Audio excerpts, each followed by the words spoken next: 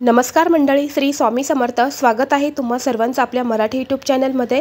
स्वामी महाराजांच्या कृपेने तुमच्या सर्व चांगल्या इच्छा पूर्ण हो, हीच मी स्वामींच्या चरणी प्रार्थना करते आणि आज या नवीन व्हिडिओला सुरुवात करते. आज आहे 30 डिसेंबर, वार आहे शनिवार आणि आज वर्षातील शेवटची संकट चतुर्थी ही आलेली आहे. ही चतुर्थी मार्गशीर्ष महिन्यामध्ये आलेली आहेत आणि मार्गशीर्ष महिन्यामध्ये येणारा प्रत्येक दिवस हा अतिशय महत्त्वाचा आणि शुभ मानला जातो. यामुळे या चतुर्थीला अनन्यसाधारण महत्त्व हे प्राप्त झालेलं आहे. आज आपल्याला गणपती बाप्पांची विधिवत पूजा करायची आहे. त्यांना शुद्ध पाण्याने किंवा पंचामृतने अभिषेक करायचा आहे. प्रिय असणाऱ्या वस्तू जसं की गुळ, खोबरं, दुर्वा आणि जास्वंदाचं फूल आपल्याला अर्पण करायचं आहे आणि गणपती बाप्पांना मनोभावेने प्रार्थना करायची आहे. तर अशी गणपती बाप्पांची पूजा करायची आहे आणि त्यात काही उपायसुद्धा करायचे आहे. अतिशय काही असे प्रभावी उपाय जे आहेत ते तुमच्यासोबत शेअर केलेले आहेत आणि कोणत्या सेवा करायच्या ते सुद्धा शेअर केलेले आहेत. तुम्ही ते व्हिडिओ अजून पाहिले नसतील तर नक्की पहा.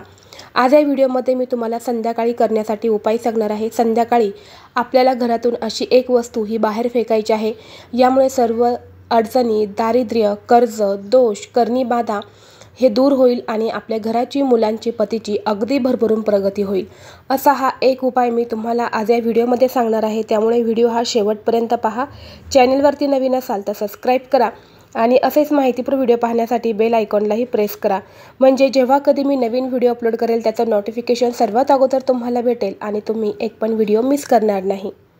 तर पहा, बऱ्याच वेळा आपल्या घरामध्ये सुद्धा अनेक अडचणी असतात. जर आपल्या घरामध्ये अडचणी असेल तर आपल्या घराची कधीही प्रगती होत नाही. घरातल्या मुलांची प्रगती होत नाही. घरातल्या मुलांची प्रगती ही कुठेतरी खुंटत चालते. घरामध्ये पैसा टिकत नाही. लक्ष्मी आपल्या घरामध्ये स्थिर राहत नाही. घरामध्ये वारंवार भांडणं होतात, मतभेद होतात, कलह होतात, नवरा बायकोची भांडणं होतात, आई मुलांची सुद्धा भांडणं होत असतात. यामुळे अनेक दोष जे आहे ते आपल्या घरामध्ये निर्माण होत असतात. आपल्या घरामध्ये जे दोष तयार होतात तर हे दोष फक्त बाहेरच्या लोकांमुळे तयार होतात असं नाही. बऱ्याच वेळा आपण सुद्धा आपल्या घरामध्ये चांगलं बोलत नाही, थोडंफार वाईट हे बोलतोच. अशा वेळी आपली वास्तू जी आहे ते प्रत्येक वेळी तथास्तु म्हणत असते आणि चांगल्याही गोष्टी आपल्या घरामध्ये साठवून राहतात आणि वाईटही गोष्टी आपल्या घरामध्ये साठवून राहतात. यामुळे आपल्या घरामध्ये अनेक अडचणी यायला सुरुवात होत असते.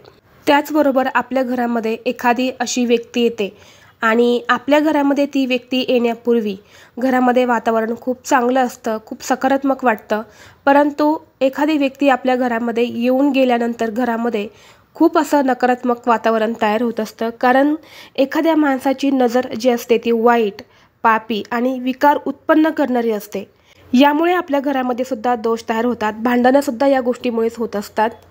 कारण कोणत्याही आसक्तीने भरलेल्या किंवा बांधलेल्या एखाद्या व्यक्तीची नजर कोणत्याही वस्तूवर किंवा व्यक्तीवर अथवा लहान जे मुलं असतात त्यांच्यावरती किंवा आपल्या घरावरती अगर कोणत्याही नजरेमध्ये भरणाऱ्या व्यक्ती ज्या असतात तर प्रसंग, घटना, त्याचप्रमाणे वस्तू तर इत्यादी वस्तूंवरती पडल्यामुळे त्या व्यक्तीला नजर ही लागत असते, दोष हे लागत असतात. आपण म्हणतो करणी बाधा, तर यासारखे दोष जे असतात ते लागत असतात. आणि जर अशी नजर जर लागली तर काय होतं, व्यक्तीच्या दैनंदिन जीवनामध्ये विपरीत परिणाम होतो. त्याचप्रमाणे त्या व्यक्तीला शारीरिक वेदना आणि पीडा जी आपण म्हणतो जसे की आजारपण यांनासुद्धा सामोरे जावं लागतं. उदाहरणार्थ बघा की अचानक डोकं दुखायला लागतं, ताप येतो, उलटी येते किंवा झोपेमध्ये काहीतरी बडबड करायला लागतात, मानसिक संतुलन त्यांचं बिघडतं. जसे की चिडचिड करणं यासारख्या गोष्टी ज्या आहेत ना त्या घरामध्ये घडायला लागतात किंवा आपल्या घरातल्या व्यक्तींसोबत घडत असतात. आणि नजर ही फक्त माणसांना लागत नाही तर नजर ही आपल्या घराला लागते. त्याचप्रमाणे आपल्या घरातल्या लहान मुलांनाही लागते किंवा आपले पाळीव प्राणी जे असतात ना त्यांनासुद्धा नजर लागत असते किंवा एखादी सुंदर अशी स्त्री असेल, पुरुष असेल तर यांनासुद्धा नजर लागत असतात. आणि म्हणूनच आपल्याला चतुर्थीच्या दिवशी हा उपाय करायचा आहे. योगायोगाने ही चतुर्थी शनिवारी आलेली आहेत आणि शनिवारी कोणतेही नजर काढण्यासंबंधित काही उपाय जर केले तर ते 100% आपला रिझल्ट देऊन असतात. तर आपल्याला हा उपाय करायचा आहे. हा उपाय करण्यासाठी तुम्हाला काय करायचं आहे, हा उपाय तुम्हाला संध्याकाळी करायचा आहे. संध्याकाळी तुम्ही 6 नंतरनं रात्री 12 वाजेपर्यंत कधीही करू शकता. जेव्हा तुम्हाला वेळ भेटेल तेव्हा तुम्हाला हा उपाय करायचा आहे. यासाठी तुम्हाला काय करायचं आहे, तुमच्या घरामध्ये आज तुम्ही स्वयंपाक करणार आहे तेव्हा संध्याकाळी छोटीशी चपाती किंवा भाकरीचा तुकडा तुमच्या घरामध्ये उरतोच।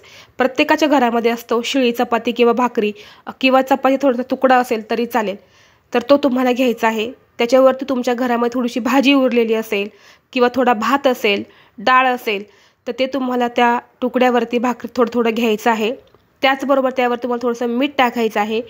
पिवळी मोहरी जी असते ना ती तुम्हाला टाकायची आहे आणि यानंतर हा तुकडा तुम्हाला घ्यायचा आहे। हा तुकडा घेतल्यानंतर तुम्हाला काय करायचं, तुमच्या घरातल्या प्रत्येक व्यक्तीवरून तुम्हाला 7-7 वेळा ओवाळून टाकायचं आहे। आता ओवाळायचं कसं, ज्या प्रकारे घड्याळाचा काटा फिरतो त्याच प्रकारे तुम्हाला 7 वेळा ओवाळून घ्यायचं आहे घरातल्या प्रत्येक व्यक्तीवरती। जी व्यक्ती खूप आजारी आहे, दवाखाना करतायत परंतु तिला गुण येत नसेल, त्या व्यक्तीवरनं सुद्धा उतरवून टाका। त्याचप्रमाणे घरामध्ये एखादा माणूस भरपूर चिडचिड करत असेल, काही कारण नसतानाही तो चिडचिड करत असेल, तर त्या व्यक्तीवरून सुद्धा तुम्ही 7 वेळा ओवाळून टाकायचं आहे। यानंतर हा भाकरीचा तुकडा घेऊन आपल्याला घराच्या मुख्य दरवाजावरती जायचं आहे आणि आपल्या घराच्या मुख्य दरवाजावरून सुद्धा 7 वेळा आपल्याला ओवाळून घ्यायचं आहे। ओवाळून घेतल्यानंतर ना ती आपल्याला कुटका किंवा चपाती जी आहे ती आपल्या घराच्या बाहेर घेऊन जायची आहे। जर तुम्हाला घराच्या बाहेर एखादं काळं कुत्रं किंवा इतर कुत्रं दिसलं तर त्याला तो तुकडा तुम्हाला खाऊ घालायचा आहे।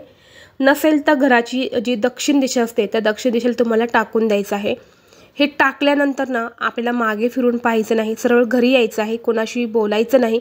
आल्यानंतर ना हातपाय धुवायचे आहेत आणि आपल्या देवघराचं देवांचं दर्शन करायचं आहे। हा उपाय तुम्ही करून पहा, अतिशय प्रभावी उपाय आहे। घरामध्ये काही दोष असेल, पितृदोष असेल किंवा काही इतर वास्तुदोष वगैरे तुमच्या घरामध्ये असेल किंवा नकारात्मकता असेल, यामुळे जर आपल्या घरातल्या कुटुंबावरती जर परिणाम होत असेल, अडचण येत असेल, तर हा अतिशय प्रभावी उपाय आहे। त्यामुळे तुम्ही आज संध्याकाळी हा एक उपाय नक्की करा। जर तुम्हाला हा व्हिडिओ आवडला असेल तर व्हिडिओला लाईक करा, चॅनलवरती नवीन असाल तर सबस्क्राईब करा आणि असेच माहितीपूर्ण व्हिडिओ पाहण्यासाठी बेल आयकॉनलाही प्रेस करा। चला तर मग भेटू असंच पुढल्या एका नवीन व्हिडिओमध्ये। तोपर्यंत सर्वांना श्री स्वामी समर्थ।